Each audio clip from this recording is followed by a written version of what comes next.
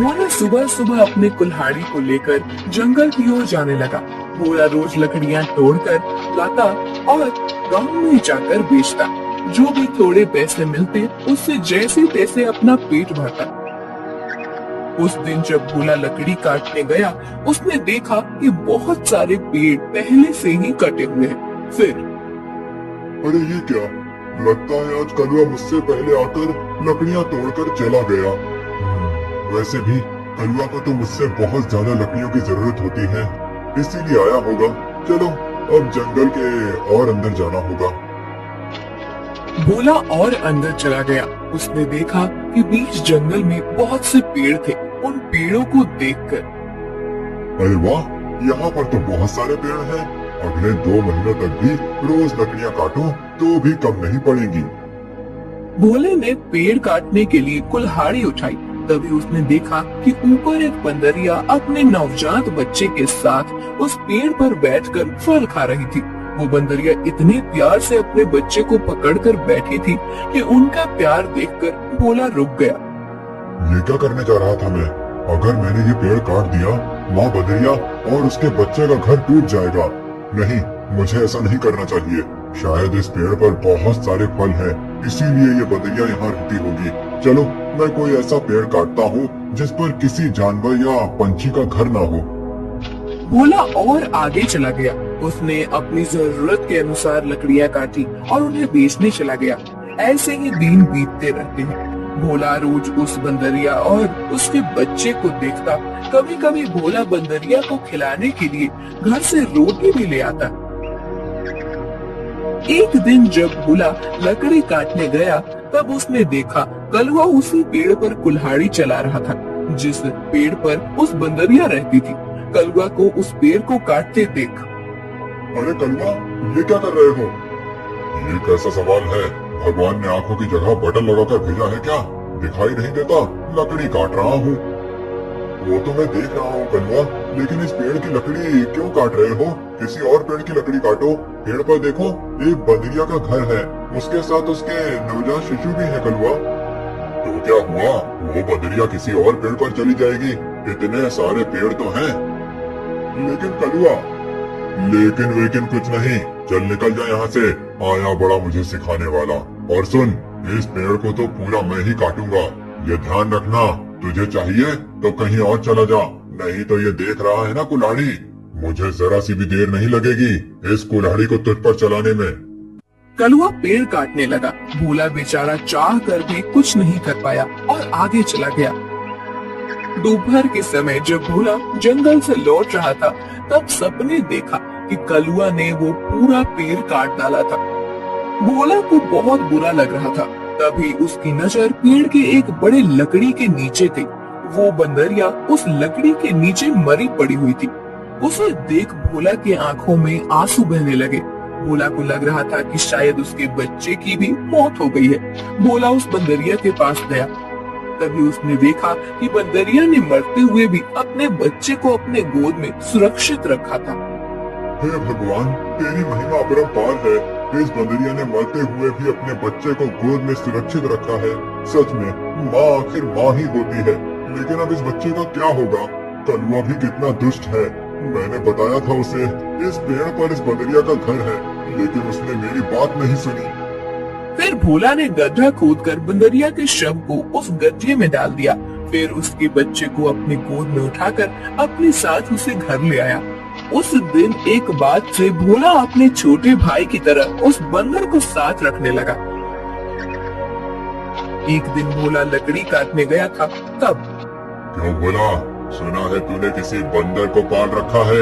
अरे खुद का पेट तो तुझसे भरता नहीं, अब उस बंदर को क्या खिलाएगा? वो वही बंदर है कलवा, जिसकी माँ के तुम हत्यारे हो। मैंने तुम्हें कहा था कि उस पेड़ पर उस बंदरिया का घर है, फिर भी तुमने वो पेड़ काट दिया। वो बंदरिया पेड़ से गिरकर मर गई। इसीलिए मुझे इंसानियत के नाते उस बंदर को अपने साथ ले जाना पड़ा। अगर मैं उसे नहीं ले जाता तो इस जंगल में ऐसे ही उसकी मौत हो जाती। हाँ तो तू बड़ा दयावान है ना। सारी दुनिया की इंसानियत और अच्छाई एक तुझ में ही भरी हुई है ना। कलवा, मेरी तुमसे विनती है कि आगे से तुम कोई भी पेड़ काटते समय थोड़ा ध्यान दो कि किसी जानवर पंछी का घर न टूटे। ए भोला, मैंने पहले भी एक बार तुझसे कहा था कि तू मुझे मत सिखा। जब तूने कुल्हाड़ी हाथ में लेना सीखा था ना, उसके कई साल पहले से मैं लकड़ी काट रहा हूँ। तू कौन होता है मुझे सिखाने वाला? रुक, तुझे अभी मजा चखाता हूँ। ऐसा कहकर कलुआ ने भोला को पीटना शुरू कर दिया। उसे पीटने के बाद भोला को उसने चेतावनी भी दी कि आगे से अगर वो इस गांव में लकड़ी काटने के लिए आएगा तो उसे अपनी जान से हाथ धोना पड़ेगा। बेचारा भोला घर आ गया और बंदर से बात करने लगा। चलो दोस्त, अब इस गांव से हमारा दाना पानी उड़ गया है। उस कलुआ ने मुझे पीट कर साफ साफ चेतावनी दे दी है। अब अगर जान बचानी है तो इस गांव को छोड़कर जाना ही बेहतर होगा। चलो, हम कहीं और जाकर हमारी अपनी दुनिया बसाएंगे। भोला बंदर को अपने कंधे पर बिठाकर गांव से कहीं दूर जाने के लिए निकल गया। दिन बीत रहे थे और भोला दर बदर भटकते हुए काम की तलाश कर रहा था। ना तो उसे काम मिल रहा था और ना उसके रहने का कोई ठिकाना था। जैसे तैसे अपने लिए और बंदर के लिए वो एक वक्त का खाना जुटा पा रहा था। एक दिन ऐसे ही वो थक कर एक पेड़ के नीचे बैठा हुआ था। बंदर उसकी गोद में सोया हुआ था। तभी वहाँ एक योगी बाबा आए। प्रणाम योगी बाबा। कल्याण हो पुत्र। एक बात बताओ, तुम इस बंदर को ऐसे गोद में लेकर क्यों बैठे हो? बाबा, इसने अपनी माँ को खो दिया है। इसका इस दुनिया में कोई नहीं है, इसीलिए मैं इसे अपने साथ अपने घर ले आया था। लेकिन हमारे गांव के एक गुंडे की वजह से मुझे गांव छोड़ना पड़ा। अब मैं काम और सर पर छत ढूंढते हुए दर दर भटक रहा हूँ। पुत्र, तुम्हारा हृदय सच में कोमल है। तुमसे किसी का भी दुख नहीं देखा जाता। तुमने इस अनाथ बंदर की जिम्मेदारी लेकर इसे एक परिवार दिया है। तुम अगर चाहो तो मेरे साथ मेरे आश्रम में रह सकते हो। मेरे आश्रम में मेरे कुछ शिष्य रहते हैं और कई बार कितने साधु भी आते हैं। उनके भोजन और रहने की व्यवस्था की जिम्मेदारी अगर तुम उठाओ तो मुझे बहुत आनंद होगा। ये तो मेरी खुशनसीबी है बाबा। मुझे आपके साथ रहने में सचमुच खुशी होगी। लेकिन बाबा, मेरा ये बंदर भी मेरे साथ आएगा। मैं इसे कहीं नहीं छोड़ सकता। हाँ पुत्र, तुम इसके साथ आ सकते हो।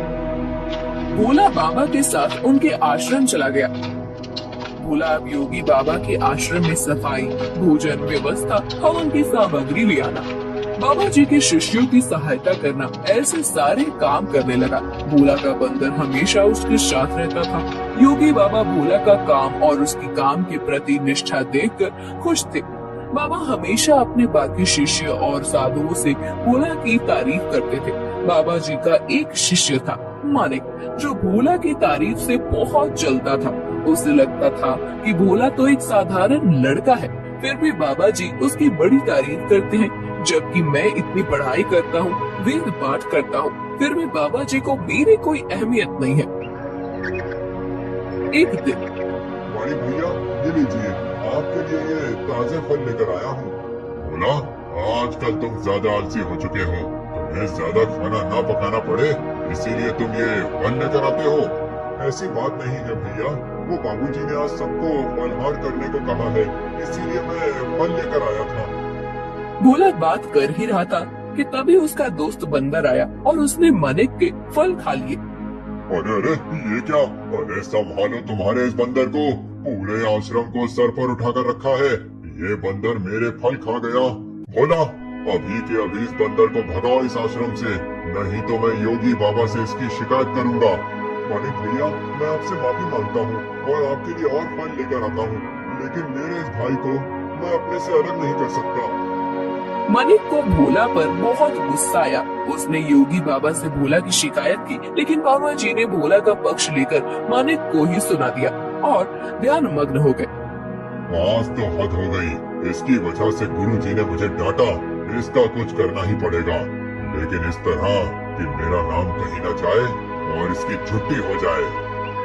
कुछ दिन के बाद योगी बाबा को उस गांव के राजा ने अपने राजमहल में आने का आमंत्रण दिया। योगी बाबा अपने शिष्यों के साथ भोला को लेकर राजमहल चले गए। राजा ने उनकी बड़ी आओ भगत की। 2 दिन राजमहल में रहने के बाद सब आश्रम लौट गए। फिर 2 दिन के बाद राजा अपने कुछ दास और प्रधान के साथ आश्रम आए।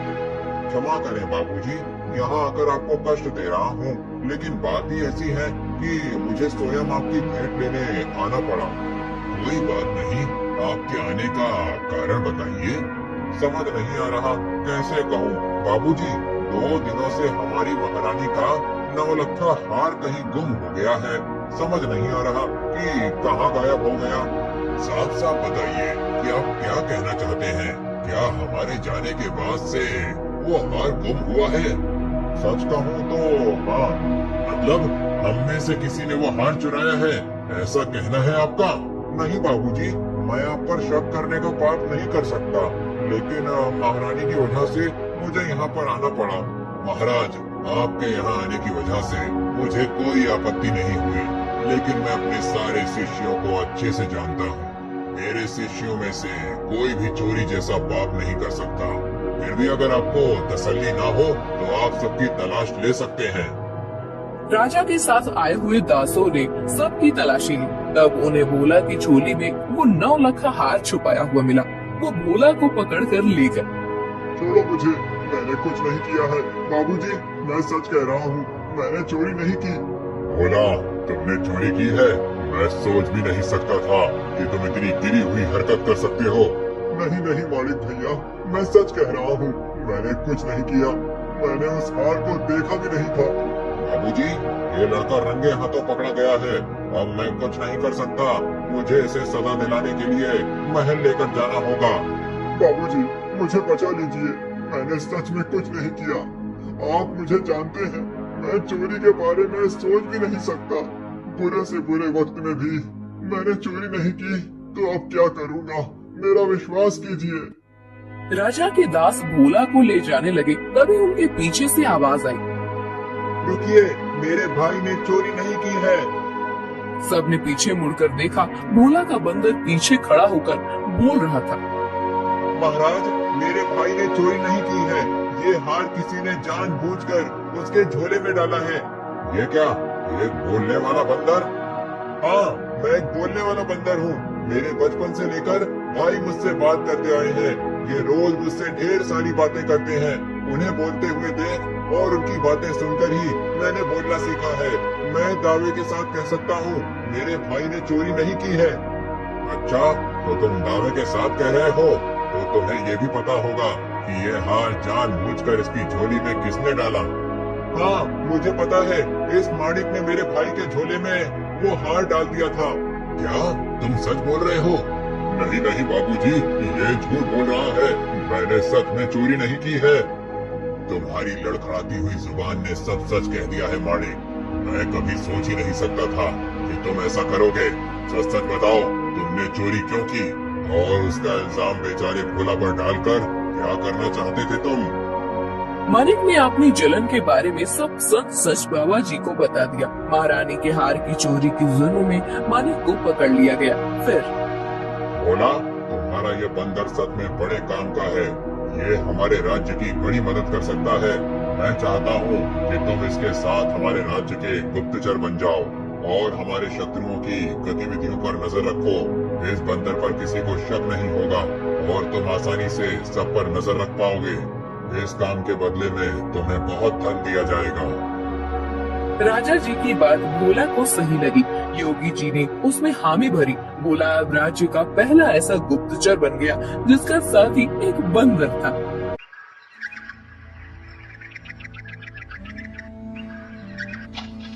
रूपा अपना पिज्जा का ठेला लेकर जा रही थी।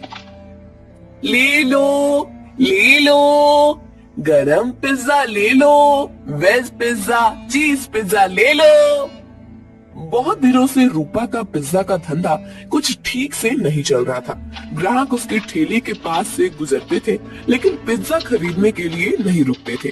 तभी वहाँ रूपा के पिता की उम्र का किशोरी लाल आया। किशोरी लाल सीटी बजाते हुए, अरे वाह, आज तो लगता है मेरी नसीब बहुत जोरों पर है। सुबह सुबह चिकनी चमेली के दर्शन हो गए। मेरा रास्ता छोड़िए। अरे रास्ता छोड़े मेरे दुश्मन। हम दोनों के तो रास्ते जल्दी ही एक होने वाले हैं और तुम बोल रही हो कि रास्ता छोड़ दो। ये ठीक नहीं है डार्लिंग। अच्छा, तुम्हें डार्लिंग कहूंगा तो चलेगा ना? वो क्या है ना, मैंने सुना है कि आजकल की लड़कियां को डार्लिंग, जानू, बच्चा ऐसे सब सुनना अच्छा लगता है। तुम बताओ मैं तुम्हें क्या कहकर पुकारूं? कोई जरूरत नहीं है मुझे किसी भी नाम से पुकारने की, जाने दीजिए मुझे। रूपा रास्ता बदलकर जाने लगी। तभी किशोरीलाल ने रूपा का हाथ पकड़ लिया। छोड़ो मेरा हाथ, छोड़ो। अपनी बेटी की उम्र की लड़की का हाथ पकड़ने में शर्म नहीं आती तुम्हें किशोरीलाल? किशोरीलाल नहीं, सुनिए जी कहकर बुलाओ मुझे, और मुझे शर्माने की जरूरत नहीं है। शादी होने वाली है हमारी। तुम्हारी उस जुआरी बाप ने मुझसे कर्जा लिया था, कर्जा नहीं चुका पाया, इसलिए अपना घर उसने मेरे नाम पर दिया। ये तो मेरी रहमत समझो कि मैंने तुम लोगों को घर से बाहर नहीं निकाला। ये करके भी वो रुका नहीं, फिर से जुआ खेलने के लिए मुझसे पैसे लिए और कहा कि अगर पैसे नहीं चुका पाया तो मेरी बेटी से शादी कर लेना। अब एक तो तुम्हारे बाप को कहो कि मेरे पैसे लौटाए, नहीं तो तुम मुझसे शादी करने के लिए तैयार हो जाओ। हाँ। रूपा मायूस होकर घर चली आई। उसने अपनी माँ भारती को रोते हुए सब बात बता दी। तभी रूपा के पिता, अरे सही तो कह रहे थे सेठ, तुम्हारे तो नसीब खुल गए हैं कि इतने अमीर आदमी से तुम्हारी शादी होगी। नहीं बापू, मैं इतने बड़े आदमी से शादी नहीं करूंगी, चाहे कुछ भी हो जाए। और माँ, आज के बाद मैं नहीं जाऊंगी पिज्जा का ठेला लेकर। रूपा अंदर जाकर रोने लगी। अगले दिन से भारती पिज्जा बेचने जाने लगी। कुछ दिन हो गए, लेकिन फिर भी जितनी जरूरत थी उतना धंधा नहीं हो रहा था। भारती बहुत परेशान हो गई थी। दिन भर पूरे गांव में घूमने के बाद रात को भारती घर जा रही थी। वो एक जगह पर बैठ गई। हे भगवान, और कितनी परीक्षा लोगे हमारी? इतनी मेहनत करके भी पैसे हाथ में नहीं आते। पति है जिसे जुआ खेलने से फुर्सत नहीं मिलती। एक लौती बेटी है, इतनी रूपवती है, लेकिन उसके पीछे वो किशोरीलाल पड़ा है। मेरी बेटी को उस किशोरीलाल के चंगुल से कैसे बचाऊं? पता नहीं ये पिज्जा का धंधा क्यों चल रहा है। अगर पैसे नहीं मिले तो क्या करूंगी? भारती अपने आप से बात कर रही थी। तभी उसके पास एक बूढ़ी दादी आकर बैठ गई। क्या हुआ बेटी, क्यों रो रही हो? क्या बताऊं अम्मा, मेरे जीवन में इतनी परेशानियां हैं कि क्या कहूं। भारती ने अपनी राम कहानी बूढ़ी अम्मा को बताई। बेटा ये लो, कल से तुम ये मसाला डालकर पिज्जा बनाना। देखना, इस जादुई मसाले से जो पिज्जा बनेगा उसका स्वाद के चर्चे दूर दूर तक होंगे। जल्दी तुम्हारी सारी परेशानियां दूर हो जाएंगी। भारती को वो मसाला देकर बूढ़ी अम्मा गायब हो गई। अगले दिन भारती ने उस जादुई मसाले से पिज्जा बनाया। अरे वाह माँ, आज तो पिज्जा की खुशबू बहुत अच्छी आ रही है। मैं एक खाकर देखूं? वाह माँ, ये तो सच में बहुत अच्छा बना है। कैसे बनाया तुमने ये? इसमें कुछ अलग डाला है क्या तुमने? हाँ, कल रात को ये थक कर उस पुराने खंडर के पास बैठी थी, तभी वहाँ एक बूढ़ी अम्मा आई थी।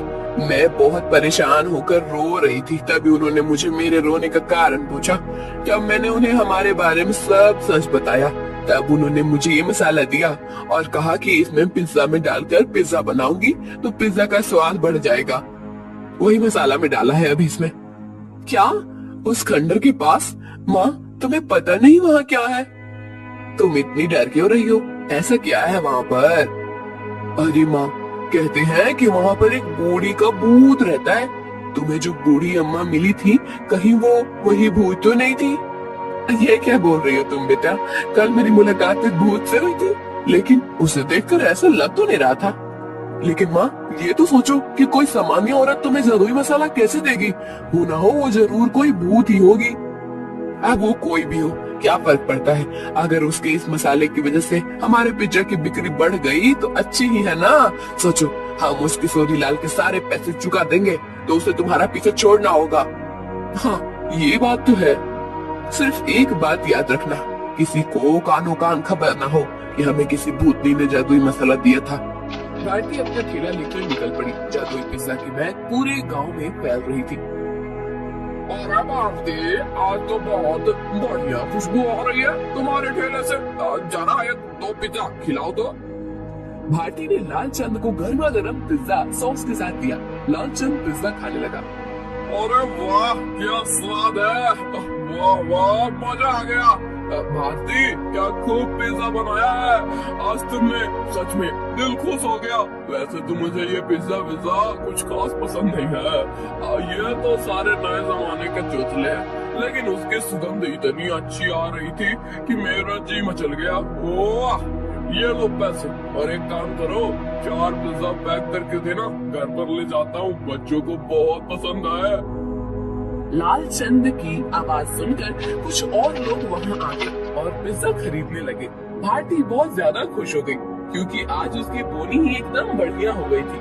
कुछ देर के बाद भारती गांव से होकर कॉलेज पर चली गई। कॉलेज के बहुत सारे बच्चों ने पिज्जा खरीदा। दोपहर तक सारे पिज्जा खत्म हो गए। भारती घर आ गई। माँ, इतनी जल्दी आ गई आज? अरे पूछो ही मत, आज तो गजब हो गया, सच में उस मसाले ने तो कमाल कर दिया। जब मैं यहाँ से निकली, थोड़ी दूर पर लालचंद सेठ मिल गए। पिज्जा की खुशबू से गीचे चले आए। 2-3 पिज्जा खा लिए उन्होंने और 4 पैक करके घर ले गए। इतनी तारीफ कर रहे थे पिज्जा की, क्या ही बताऊं। उनकी आवाज सुनकर कुछ और गांव वाले आए और उन्होंने भी पिज्जा खरीद लिया। आज तो बहुत अच्छी बोनी हो गई थी। फिर मैं कॉलेज पर चली गई। वहाँ भी बच्चों के खाने की छुट्टी हुई थी, क्या कहते हैं उसे, हाँ, रिसेस।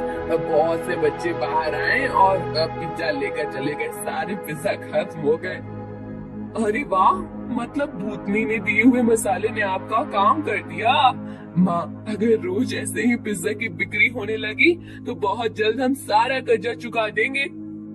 हाँ बेटा, ऐसा ही होगा। एक दिन, रूपा, मैं सोच रही हूँ कि मैं दोपहर को घर आ जाती हूँ, बाद में पूरा टाइम में खाली बैठ रहती हूँ, तो क्यों न शाम के समय भी पिज्जा का ठेला लगाना शुरू कर दूँ। लेकिन माँ, तुम कितना काम करती हो, शाम को भी काम करोगी तो थक नहीं जाओगी? थक तो जाऊंगी, लेकिन सोचो मुनाफा भी तो दुगना हो जाएगा। अगले दिन से भारती शाम के समय भी जादुई पिज्जा का ठेला लगाने लगी। उसे दुगना मुनाफा होने लगा। कुछ दिनों में भारती के पास बहुत सारे पैसे जमा हो गए। एक दिन वो कर्ज के सारे पैसे लेकर किशोरी लाल के कोठी पर चली गई। आओ भारती, आज सुबह सुबह मेरी कोठी पर, लगता है शादी की बात करने आई हो। किशोरी लाल, मैं पागल नहीं हूँ जो मेरी रूपवती बेटी का हाथ उसके बाप की उम्र के आदमी के हाथ में दे दूं। बिल्कुल, तुम पर ही गई है तुम्हारी बेटी। कुछ दिन पहले वो भी यही कह रही थी, लेकिन शायद तुम दोनों को अभी तक समझ नहीं आया है कि रमेश ने ही मुझसे वादा किया है कि अगर उसने लिए हुए कर्जे को वो चुका नहीं पाया तो वो रूपा का हाथ मेरे हाथ में दे देगा, और तुम लोग तो मुझे पैसे वापस करने से रहे। तो तुम्हारे पास चारा ही क्या है? अपने सपनों से बाहर आओ किशोरी लाल। कहीं ये कांच का सपना टूट गया तो उस टूटी हुई कांच के टुकड़े आंखों में चुभ जाएंगे और आंखों से खून बहने लगेगा। ये लो, मैं पैसे लेकर आई हूँ, तुम्हारा सारा कर्जा सूद समेत लौटा रही हूँ। क्या पैसे? वो भी इतने सारे पैसे आए कैसे तुम्हारे पास? ये ले तेरे पैसे, और आगे से मेरे दरवाजे पर आने की जरूरत मत करना। और हाँ, मेरी बेटी को आंख उठाकर भी मत देखना आज के बाद। भारती किशोरी लाल के कोठी से चली गई। किशोरी लाल अपने कंप्यूटर के सामने बैठकर स्टॉक एक्सचेंज में ट्रेड करने लगा। कुछ दिनों के बाद भारती को कॉलेज के कैंटीन में पिज्जा बनाने का काम मिल गया। उसने अब पिज्जा का ढाबा शुरू कर दिया था। दोपहर में भारती कॉलेज के कैंटीन में काम करती थी और शाम को रूपा के साथ मिलकर अपना पिज्जा ढाबा चलाती थी। एक दिन किशोरी लाल के कोठी पर, पापा, आप ऐसे सर पर हाथ रखकर क्यों बैठे हैं? क्या बताऊं बेटी, कुछ दिनों से शेयर्स लगातार गिर रहे हैं, मुझे बहुत बड़ा लॉस हो गया है। क्या? तो अब आप क्या करेंगे? आप तो अब क्या, जितना भी पैसा बचा है उसे भी लगा देता हूँ। अगर 2 दिनों में शेयर्स ऊपर चले गए तो डूबे हुए सारे पैसे वापस मिल जाएंगे, लेकिन अगर ऊपर नहीं गए तो? शुभ शुभ बोल कर हुई, एक तो मैं पहले ही इतने टेंशन में हूँ और तू ऐसी बातें कर रही है। जा अब यहाँ से। 3 दिन बीत गए लेकिन शेयर मार्केट ऊपर नहीं आया। किशोरी लाल के बच्चे कुछ पैसे भी डूब गए। उसे अपनी कोठी भी बेचनी पड़ी। अब किशोरीलाल रास्ते पर आ गया था। किशोरीलाल को लॉस से इतना धक्का लगा कि उसकी हालत बहुत खराब हो गई और उसने बिस्तर पकड़ लिया। घर की जिम्मेदारी अब शीतल पर आ गई। गांव में ही एक छोटे से टूटे फूटे घर में दोनों रहने लगे। 3 महीने के बाद, पापा ये लीजिए, दवाई पी लीजिए। बेटा, दवाई के लिए पैसे कहाँ से आए तुम्हारे पास? पापा, मैं एक जगह करती हूँ, उससे जो पैसे आते हैं उसी में दवाई लेकर आई हूँ। और पापा, मैंने इस घर का किराया भी दे दिया है और खाने के लिए राशन भी भर दिया है। अब आप सो जाइए, मुझे काम पर जाना है। ये सब उस भारती की वजह से हुआ है। जिस दिन से वो आकर मुझे खरी खोटी सुना कर गई, उसकी बेटी भी हाथ से चली गई। मैं छोड़ूंगा नहीं उस भारती को। पापा, आप तो समझिए, इसमें भारती चाची की कोई गलती नहीं है। रूपा मेरी उम्र की है। उसके साथ शादी की बात करने के बारे में सोचते हुए आपको ही शर्म आनी चाहिए थी। कौन सी माँ चाहेगी कि उसकी बेटी की शादी ऐसे आदमी से हो? मुझे बहुत दया आ रही है उन पर। दया तो उन्होंने हम पर दिखाई है पापा। मैंने आज तक आपको बताया नहीं, लेकिन हमारा घर जो चल रहा है ना, वो उनकी वजह से है। मैं भारती चाची के ढाबे पर ही काम करती हूँ। क्या सच? हाँ पापा, आपने उनके साथ इतना बुरा किया, उनका घर ले लिया, फिर भी उन्होंने हमारे बुरे वक्त में हमें सहारा दिया है। किशोरीलाल शीतल की बात सुनकर हक्का बक्का रह गया। उसने भारती को घर बुलाकर माफी मांगी। रूपा से बदतमीजी करने के लिए रूपा से भी माफी मांगी। शीतल भारती के साथ काम करते हुए पैसे कमाने लगी और धीरे धीरे उनकी भी जिंदगी सुधर गई।